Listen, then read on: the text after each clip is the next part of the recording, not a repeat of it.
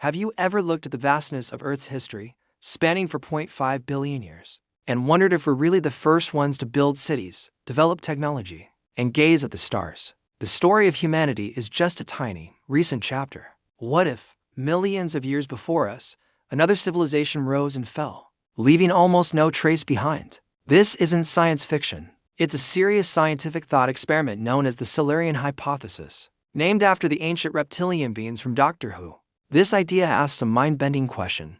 Could we detect an industrial civilization that existed in deep time, say, over 100 million years ago? Let's think about what our own civilization will leave behind. In a few 100 million years, will our skyscrapers, our highways, and even our plastic waste still be here? The answer is almost certainly no. Earth is an incredibly dynamic planet. Plate tectonics constantly recycle the crust, subducting land masses and melting them down. Erosion, weathering, and glaciation would grind our proudest monuments to dust.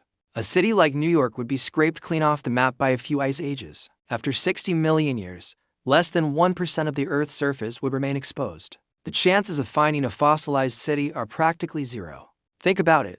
We struggle to find dinosaur fossils, which were massive creatures that roamed the Earth for over 150 million years. Finding the remains of a city-dwelling, tool-using species from that era would be exponentially harder. They would have to be fossilized in the first place, and then those specific rock layers would need to survive geological turmoil and be exposed for us to find them. The odds are astronomically low. So, if physical evidence like buildings and tools is off the table, where else could we look? The key might not be in what they built, but in the chemical footprints they left behind. This is the core of the Silurian Hypothesis, proposed by astrophysicist Adam Frank and NASA climatologist Gavin Schmidt. They argue that an advanced civilization, much like our own, would inevitably alter the planet's chemistry. Burning fossil fuels, for example, releases massive amounts of carbon into the atmosphere. This changes the isotopic balance of carbon, a signature we can detect in ancient sediment layers and ice cores. If a pre-human civilization had an industrial revolution, it might have caused a similar spike in carbon isotopes.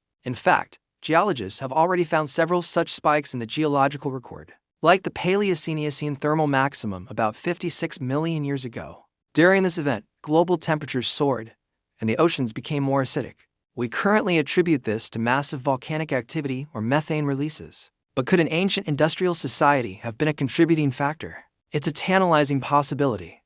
Beyond carbon, there are other potential chemical clues. Think about our modern world. We produce synthetic nitrogen fertilizers on a massive scale to feed our population. This process has fundamentally altered the global nitrogen cycle, leaving a distinct signature.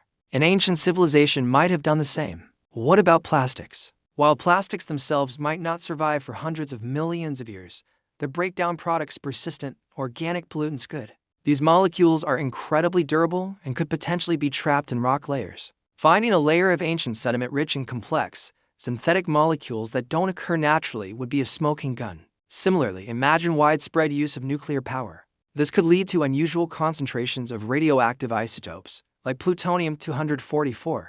While its half-life is 80 million years, meaning it would be gone by now, other long-lived isotopes could potentially point to ancient nuclear activity. We haven't found definitive proof of any of these things, but the Silurian Hypothesis gives us a new lens through which to examine these geological anomalies. So, let's play detective and look at some of the puzzling events in Earth's past. We already mentioned the Paleocene thermal maximum, but there are other hyperthermal events, periods of rapid global warming scattered throughout geological history. Could any of them be tied to non-human industrial activity? Then there are the mass extinctions. We know of the Big Five, but there were many smaller extinction events. The causes are often debated, ranging from asteroid impacts to volcanic eruptions. But an advanced civilization could also trigger an extinction event. Deforestation, pollution, ocean acidification, and rapid climate change sound familiar.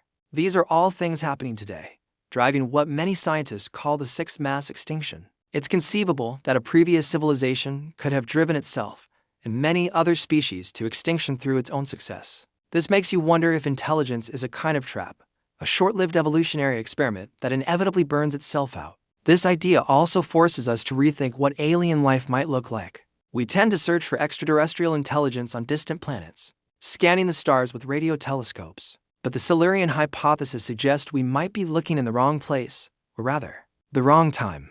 What if the aliens we're searching for were actually terrestrial? What if they evolved right here on Earth, lived for a few 100,000 years, and then vanished, leaving behind only the faintest chemical whispers in the rock. They wouldn't have been human, of course. Maybe they were intelligent dinosaurs, evolving from a lineage like the troodontids, which had relatively large brains. Or perhaps they were mammals that rose to prominence long before our primate ancestors. Or maybe they were something completely different, a form of life we can't even imagine. It is a humbling thought that the grand stage of Earth as history might have hosted other actors long before we took our turn in the spotlight. The implications are profound. If another civilization existed and disappeared, it serves as a stark warning for our own.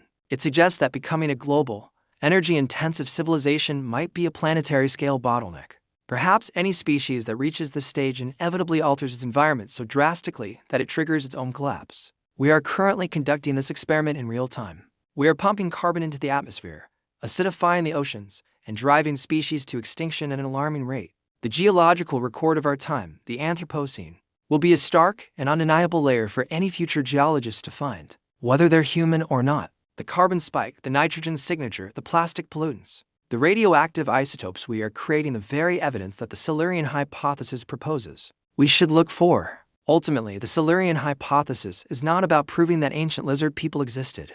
It's a tool for thinking. It helps us understand the kind of evidence we might leave behind, and how to search for life on other planets. When we look at an exoplanet's atmosphere, we look for biosignatures like oxygen or methane.